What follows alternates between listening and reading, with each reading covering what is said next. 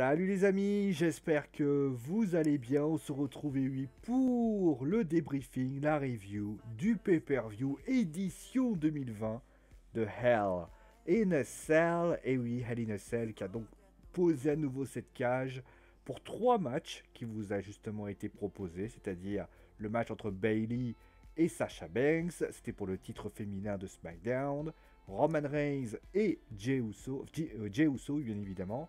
C'était pour la Hell in a Cell avec une petite stipulation en plus, c'était un I Quit match. Et enfin, le titre de la WWE entre Randy Orton et Drew McIntyre. C'était d'ailleurs le main event de cette soirée. Donc est-ce que ce show est un bon show? Est-ce qu'on peut dire... Eh bien, alors j'ai eu des retours notamment de la part de certaines personnes qui ont adoré ce pay-per-view. Moi, je vais donner mon avis, je vais donner ce que j'en pense par rapport à tout ça. Et vous aurez bien sûr le droit de me dire si vous êtes d'accord ou pas d'accord avec ce que j'ai expliqué. Bon, alors, on va commencer directement, littéralement, par commencer par la globalité de ce pay-per-view. Comme ça, les choses vont rentrer directement. On a comme eu bien, 2 changements de titre, c'est quand même pas anodin. Puisqu'il y a eu donc 4 titres qui ont été défendus. Je mets de côté le 24/7 pour les raisons que vous savez. D'ailleurs, si on compte le Money in the Bank, on est quasiment à 3 titres quand même récupérés, c'est-à-dire le Money in the Bank, qu'on va parler bien sûr durant l'émission. Il y a également le titre de la WWE et enfin Sasha Banks qui donc devient la championne féminine de SmackDown. Donc, on va tout de suite commencer avec les 3 Hell in a Cell qu'on a pu voir, c'est-à-dire, alors, clairement, je vais pas vous tourner autour du pot. En général, les Hell in a Cell, c'est un petit peu la loterie. Je parle pas des vieilles loteries, hein, je parle vraiment des loteries pay-per-view égale stipulation. Ce qu'on remarque très souvent, c'est que soit la stipulation est respectée et on a un pay-per-view qui a un thème par rapport à tout ça, ou alors on se retrouve avec un pay-per-view où les lutteurs ont du mal à vouloir lâcher les chevaux et à vouloir faire certaines choses.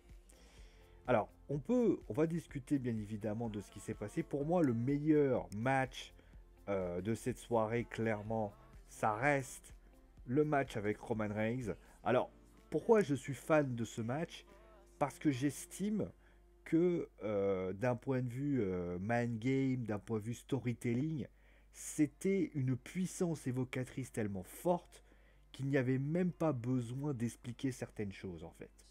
Et je pense d'ailleurs que la WWE a rajouté le Hell in a Cell en plus, mais c'était pas très utile de le mettre. Je pense que la WWE aurait simplement... Alors peut-être que la cage avait un côté symbolique de quelque chose, c'est vrai, mais moi, de mon point de vue, je pense que c'était pas très utile.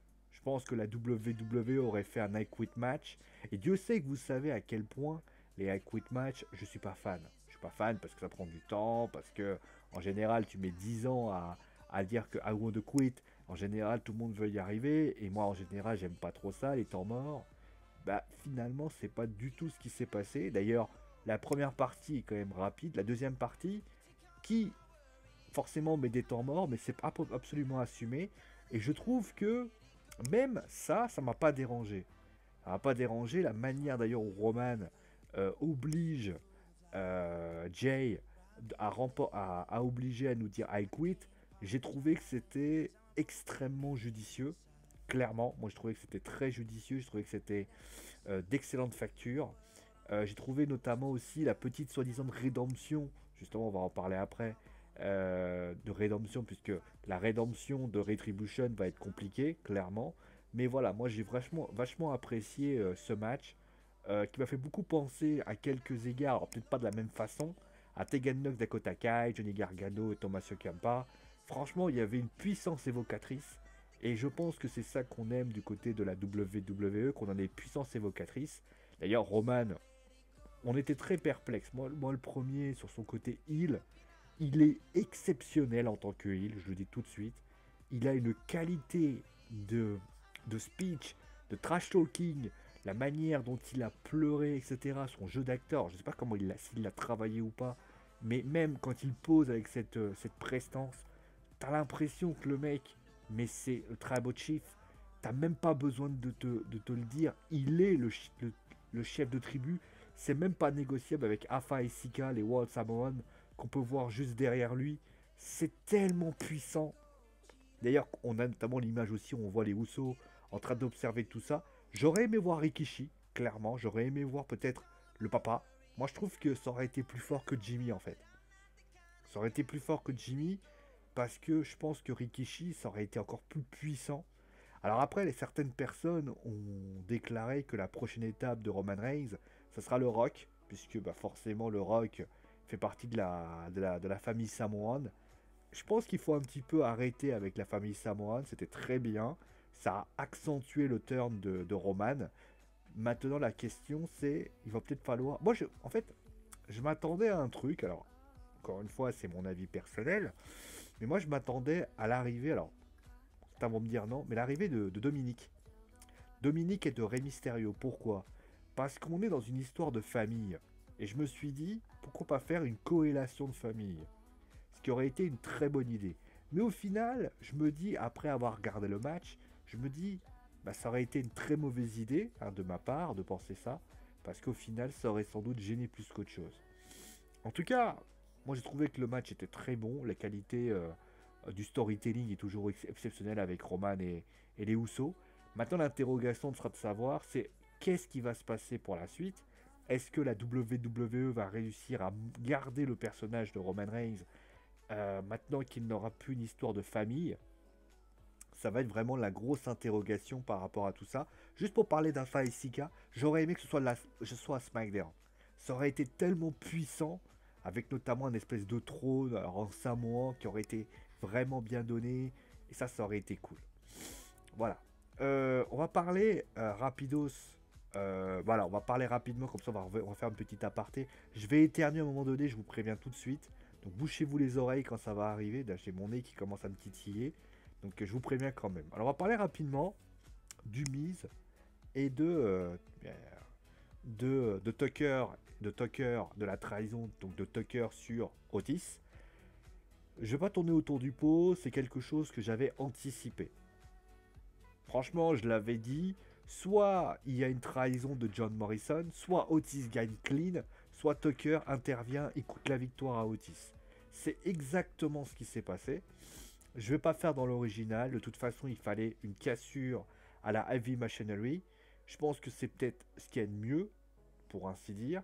Maintenant, je suis très inquiet pour Tucker, je le dis tout de suite, parce que si Tucker arrive pas à valider l'essai, Otis, je pense qu'il s'en sortira, parce que ça, il a un rôle de comique. On a bien vu que Orshuf arrive à perdurer. Par contre, Tucker, je suis très très inquiet pour lui. Je suis aussi inquiet, notamment aussi pour Retribution, qui a encore perdu. Alors, c'est Flatjack, je crois, qui a joué. Alors, je pourrais pas vous dire qui était Flatjack, etc. Mais encore une fois, alors ça, c'est pour le match pour le titre des États-Unis. Mais encore une fois, on est dans une situation quand même assez ubuesque de la part de la WWE qui, au lieu de mettre en puissance Retribution, l'affaiblit une nouvelle fois par une défaite facile contre Bobby Lashley. Encore une fois, j'ai pas de problème sur la défaite de Bobby Lashley, sur la victoire de Bobby Lashley. Mais pourquoi ne pas avoir fait une victoire par disqualification avec l'intervention de Retribution qui aurait été extrêmement puissante? Là, ça n'apporte rien, ça ne donne rien et ça ne donne pas grand-chose par rapport à ça. Voilà. Pour ce qui s'agit de Sacha, bon, alors, clairement, le match était intéressant. Il est bien évidemment inférieur au premier match. Ça, clairement, on peut le dire. C'est bien que Sacha ait enfin récupéré une ceinture. Alors, je sais que certains sont les premiers vont me dire oui, mais Sacha, voilà, on continue encore une fois à favoriser les mêmes lutteuses. Oui, mais il faut quand même réaliser une chose, c'est que Sacha, il fallait peut-être... Alors, je pensais réellement pas qu'elle récupérait sa ceinture maintenant, mais en fait, je m'attendais à un double décompte à l'extérieur avec une... Voilà, mais après, en voyant la rivalité, je me dis que c'est un juste retour des choses. Aujourd'hui, voilà. Après, comment les choses vont se passer, on sait que Sacha va devoir avoir sans doute une revanche face à Bayley, donc la guerre n'est pas terminée. Il va falloir, en tout cas pour la deuxième partie, faire mieux que la première partie. Parce que là, pour l'instant, si c'est pas le cas, on va s'ennuyer ferme. La première partie était déjà mollassonne, je l'ai expliqué pourquoi. On le sait tous. Et même, d'ailleurs, en fait, quand j'ai regardé la rivalité Roman-Jay, bah en fait, je me suis rendu compte d'une chose, c'est que la WWE ne pouvait pas mettre de l'intensité aux deux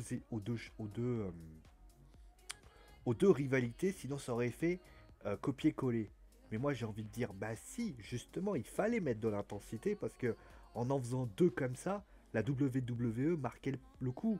Ça aurait été deux amis qui se défonçaient la tronche.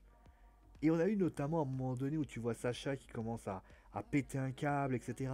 Oui, mais ça on aurait dû le voir avant. Encore une fois, tout ceci a été fait bah, dans le but de faire trop dans le soft, et ça n'a pas dû marcher par rapport à ça. En tout cas, moi en tout cas, c'est bien pour Sacha. Maintenant, on sait que Sacha a une tendance très rapidement de perdre les ceintures quand elle les récupère.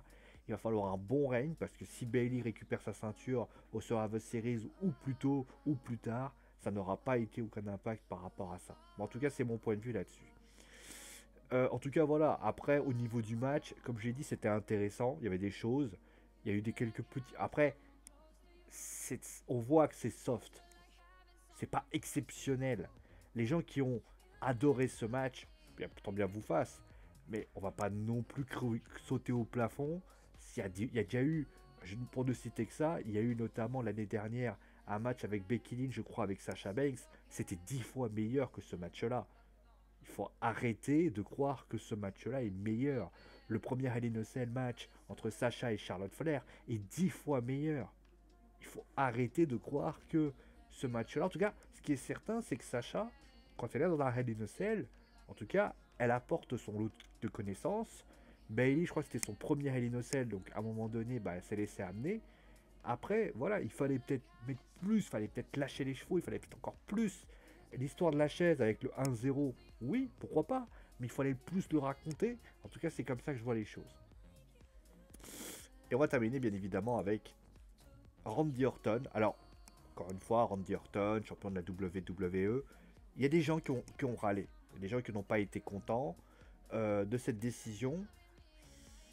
Moi, je pense que à un moment donné, ça nous pendait un peu au nez. Je veux dire, ça fait quand même 2, 3 moments donnés où Randy Orton tourne autour de la ceinture. Hein, on a quand même deux. On a eu le SummerSlam, on a eu Clash of the Champions, et aujourd'hui on a Randy Orton qui va à Hell in a Cell. Quand tu as commencé à avoir plusieurs fois la même rivalité qui perdure dans le temps, au bout d'un moment, il ne faut pas s'étonner à ce que le challenger finisse par gagner. Après, qu'on soit clair là-dessus, moi je suis pas non plus choqué par rapport à ça. Ça dit, oui mais c'est un vétéran, il faut laisser la place aux jeunes. Non, on n'est pas là pour, comment dire, on n'est pas là pour décider. Pourquoi? Voilà, clairement, un vétéran n'a pas le droit de récupérer une ceinture suprême. Randy Orton fait du très bon travail depuis le début de l'année 2020.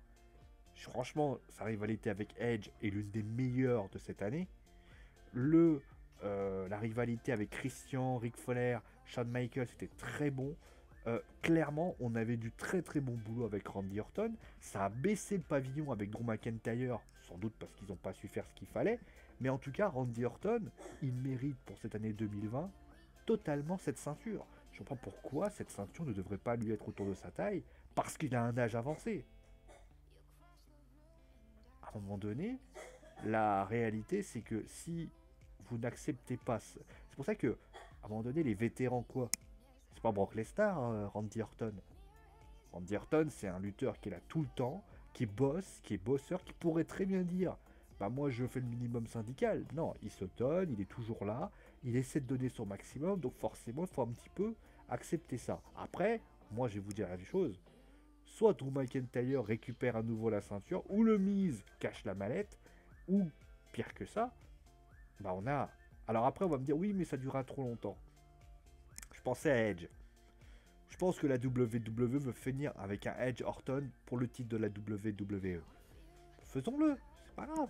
Faisons-le, ça peut être un truc. Parce que, voilà, en parlant de vétérans, quand Edge va récupérer la ceinture, vous allez voir les 3 quarts du monde qui vont faire ah ouais, c'est trop bien, c'est trop bien. Je te dis, il faut savoir ce que vous voulez. C'est toujours pareil. Quand c'est un vétéran de manière. Non, Randy Orton est un bon lutteur.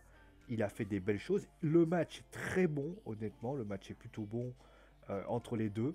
Clairement, moi j'ai adoré ce match. Et j'ai adoré. Voilà, j'ai adoré. J'ai trouvé ça excellent, excessivement bien. Après, on peut toujours trouver des petites qualités encore plus. Mais en tout cas, moi j'ai trouvé ce match de très très bonne facture. Et je peux même le dire, c'est pas, on va pas dire que c'est le match de la soirée parce que ça reste Roman Reigns. J'aurais sans doute inversé les deux matchs. J'aurais mis Roman contre Drew McIntyre au début. J'aurais mis Roman Drew McIntyre Orton au début. J'aurais peut-être inversé les deux. Parce que là, je pense que ce moment-là,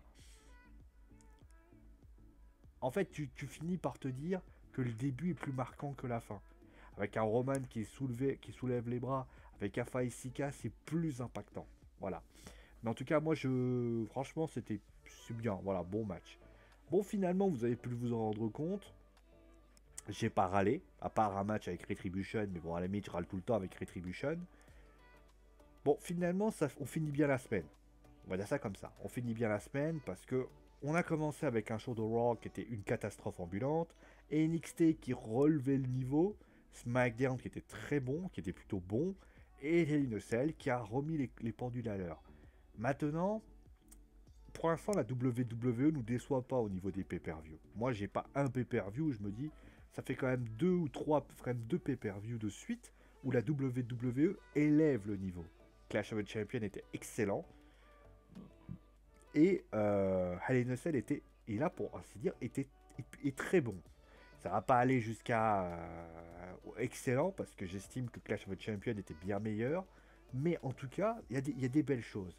Mais il faut une continuité. Il faut que la WWE, maintenant, à Raw, mette ce qu'il faut, qu'à SmackDown, ça la fasse continue.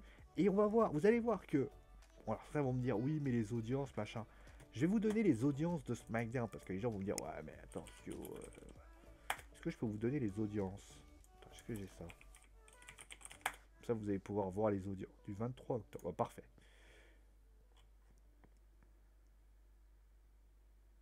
Ah oui, non, mais c'est vrai qu'ils étaient sur FS1. 880 000 et 1 000 personnes. Bon, faut quand même rappeler que c'était sur FS1, donc on peut pas vraiment les comparer. J'avais oublié ce détail-là. Bon, en tout cas, ce qui est certain, c'est que c'était très bien. Et honnêtement, bah moi j'ai envie de dire continuez. Là, vous avez jusqu'au Survivor Series, vous mettez les colliers, vous mettez l'accélérateur, vous mettez tout ce qu'il faut et on sera content de vous avoir. Allez, merci à vous tous d'avoir suivi l'émission, portez-vous bien. Demain, je vous fais Marseille-Manchester City, hein, bien évidemment, hein, pour information. Et on se retrouvera bien sûr, peut-être pour le match. Alors, je verrai pour le match du PSG, hein, très clairement, parce que ça va être un match à Istanbul. Si jamais le PSG n'arrive pas à s'en sortir, peut-être qu'on fera une foot zone. On ira peut-être voir ce qui se passe à Rennes, parce que c'est vrai que les Rennais, voilà. En tout cas, merci à vous tous. En tout cas, Raw qui arrive. Donc, il va falloir que je fasse les deux en même temps, ça va être un peu compliqué. En tout cas, merci à vous tous d'avoir suivi l'émission. Paix et sérénité, force et remplissez, comme dirait Bibi 300. Allez, ciao tout le monde!